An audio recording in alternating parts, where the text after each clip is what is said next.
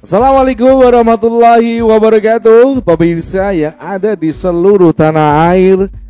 Berjumpa kembali dengan saya Jelo Custen yang tentu saja akan memberikan informasi-informasi seputar sepak bola Indonesia. Baik itu klub-klub yang berlaga di Liga Super Indonesia ya, kemudian pemain-pemain kita yang juga mempunyai klub di luar negeri. Ada yang ada di Thailand, kemudian Italia, ada Jerman Bundesliga, kemudian juga Inggris dan juga Belgia, ada juga di Australia, Amerika. Dan tentu saja itu adalah menambah wawasan buat kita pecinta sepak bola tim nasional Indonesia.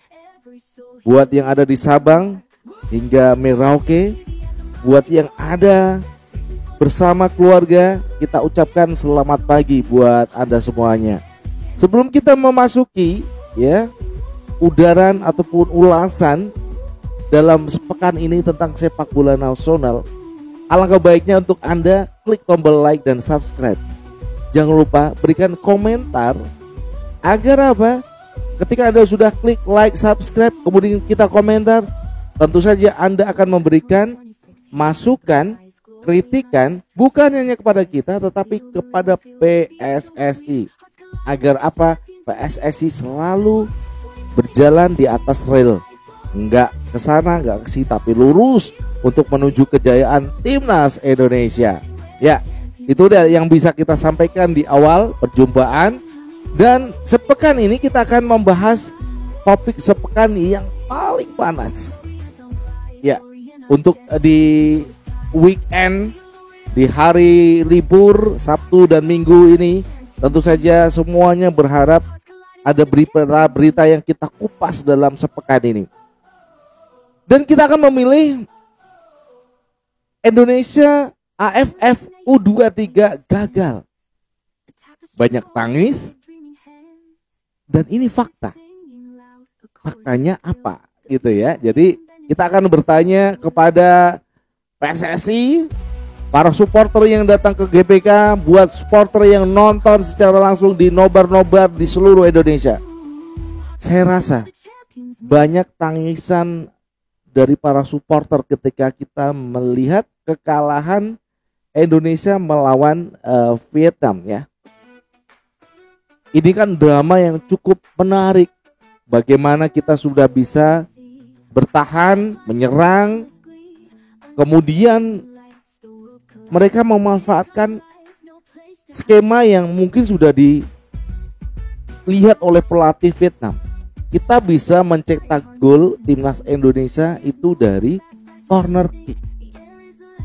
Dan itu dilakukan hingga 3 kali. Yang pertama gagal, 2 gagal, 3 gagal, yang ketiga terakhir masuk. Kekalahan ini tentu saja membuat para penonton Indonesia, itu saya rasakan di tempat nobar saya, ada sekitar 350 orang yang nobar pada waktu itu.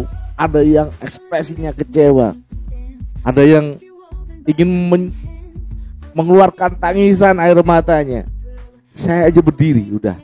Saya nggak kuat melihat anak-anak ini menahan kekalahan ataupun mengalami kekalahan yang cukup telak ya. Kita di kandang kalah 1-0. Puluhan ribu di GBK, kita juga nggak tahu apa perasaan yang juga mereka rasakan. Supporter itu kalau melihat apa yang mereka sukai, mereka favoritkan dalam hati, pikiran, itu udah semua emosi, tangisan akan mereka lakukan. Ya. Cuman karena kita memang itu adalah memang pelaku sepak bola ya, mantan pesepak bola, saya dulu pemain playmaker, saya harus bisa apa? Ini bola, ini olahraga.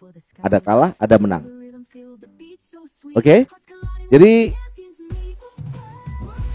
mungkin bagi supporter saya rasanya juga sakit rasanya, tapi ya udah, ini namanya game. Saya semalaman gak tidur karena ia itu memikirkan kekalahan Indonesia saat kita di final melawan Vietnam. Itu baru saya rekan-rekan juga saya nonton, sekitar ada rekan saya ya, banyak puluhan rekan-rekan saya di antara 350 orang itu ya yang nobar itu juga nggak bisa tidur semalaman karena kekalahan atas Vietnam di final. Dan tentu saja banyak ragam kekalahan yang Indonesia rasakan, kita pasti impactnya ke kita ya. Saya semalam gak tidur, kemudian pagi harus bekerja, tetapi ya itu tetap fokus pada target kita sebagai bangsa yang besar. Kita harus berikan dukungan yang seutuhnya buat Indonesia. Dan fakta yang yang terjadi di lapangan adalah pemain-pemain kita itu cedera yang ada di lapangan tengah. Itu fakta yang tidak bisa dipungkiri oleh Gerald Van den Berg. Dia nggak bisa alasan apa-apa. Bahkan faktanya Arhan Fikri itu ditanya sama Pak Erick Thohir, Arhan gimana, bisa main nggak? Nanti enggak Pak, kita cobalah Pak. Kemudian habis pertandingan gimana Arhan? Iya masih rasanya ada yang ganjel Pak di lutut Pak. Itu yang dirasakan Arhan.